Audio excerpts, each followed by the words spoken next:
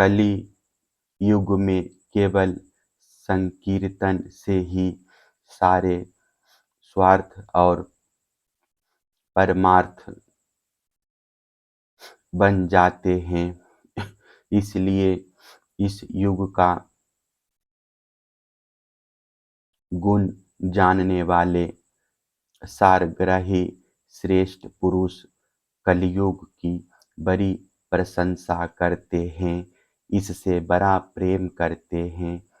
देहाभिमानी जीव संसार चक्र में अनादि काल से भटक रहे हैं। उनके लिए भगवान की लीला, गुण और नाम के कीर्तन से बढ़कर और कोई परम लाभ नहीं है, क्योंकि इससे संसार में भटकना मिट जाता है और परम शांति का अनुभव होता है।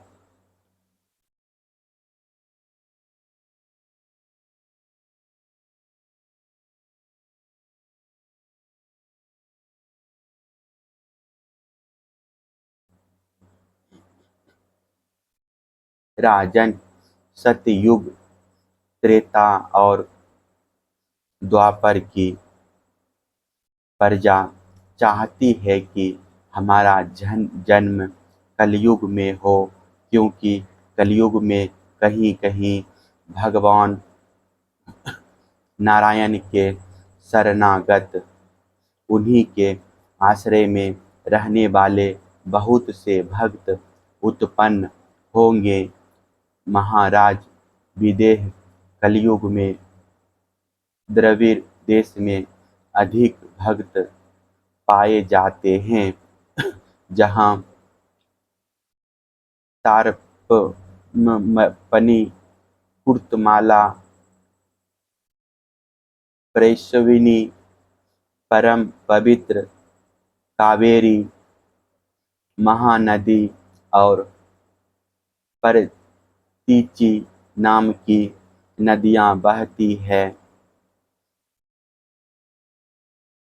राजन, जो मनुष्य इन नदियों का जल पीते हैं, प्राय उनका अंतःकरण शुद्ध हो जाता है और वे भगवान वसुदेव के भक्त हो जाते हैं। राजन, जो मनुष्य यह करना बाकी है, वह करना आवश्यक है, इत्यादि कर्म वासनाओं का अथवा भेद बुद्धि का परित्याग करके सर्व आत्मा भाव से शरणागत वत्सल प्रेम के वरदानी भगवान मुकुंद की शरण में आ गया है, वह देवताओं, ऋषियों, पितरों, प्राणियों, कुटुंबियों और अतिथियों के ऋण से उऋण हो जाता है। वह किसी के अधीन, किसी का सेवक, किसी के बंधन में नहीं रहता। जो प्रेमी भक्त अपने प्रियतम भगवान के चरण कमलों का अनन्य भाव से दूसरी भावनाओं,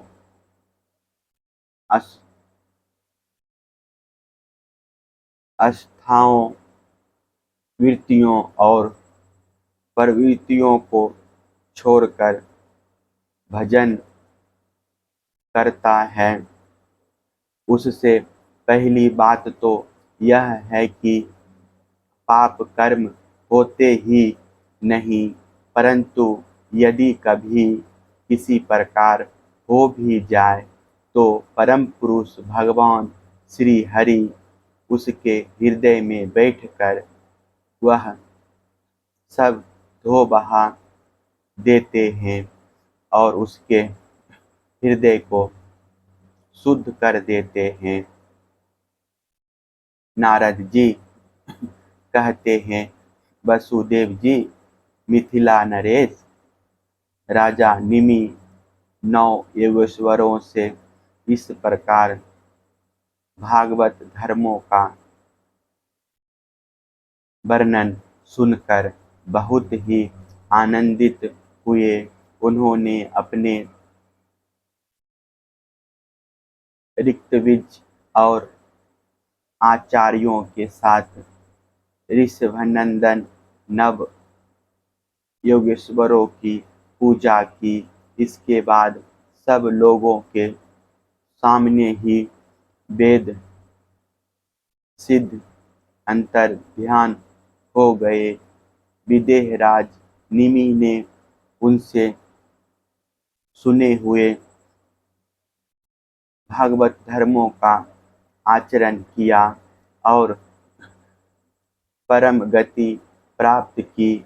महाभाग्यवान वसुदेव जी, मैंने तुम्हारे आगे जिन भागवत धर्मों का वर्णन किया है, तुम भी यदि श्रद्धा के साथ इनका आचरण करोगे तो अंत में सब आसक्तियों से छूटकर भगवान का परम पद प्राप्त कर लोगे।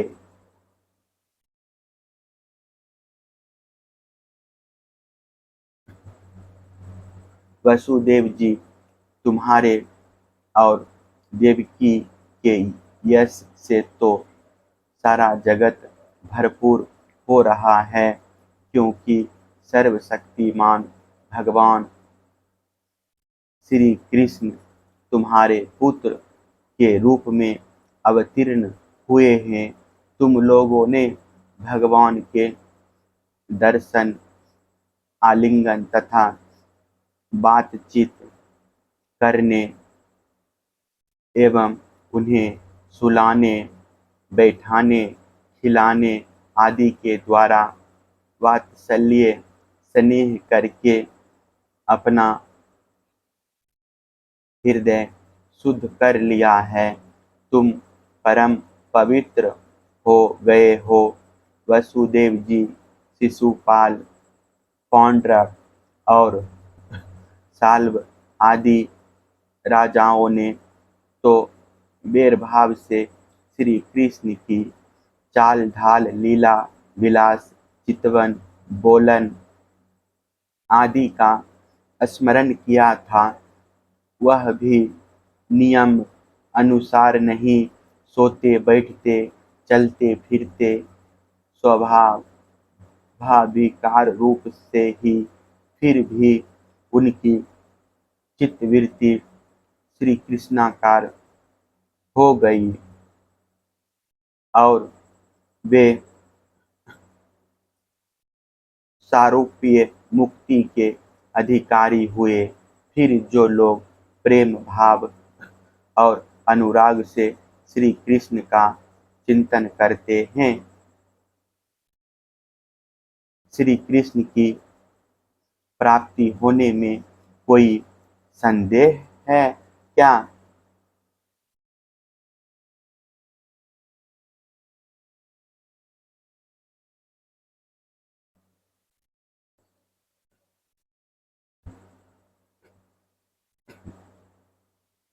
वसुदेव जी, तुम श्री कृष्ण को केवल अपना पुत्र ही मत समझो। वे सर्वात्मा, सर्वेश्वर,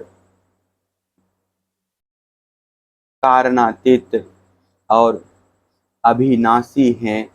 उन्होंने लीला के लिए मनुष्य रूप प्रकट करके अपना ऐश्वर्य छिपा रखा है। वे पृथ्वी के भारभूत राज वेशधारी असुरों का नाश और संतों की रक्षा करने के लिए तथा जीवों को परम शांति और मुक्ति देने के लिए ही अवतीर्ण हुए हैं और इसी के लिए जगत में उनकी कीर्ति भी गाई जाती है। श्री सुखदेव जी कहते हैं, प्रिय परीक्षित, नारद जी के मुख से यह सब सुनकर परम भाग्यवान वसुदेव जी और परम भाग्यवती देवकी जी को बड़ा ही विस्मय हुआ। उनमें जो कुछ माया मोह अवशेष था उसे उन्होंने तत्क्षण छोड़ दिया।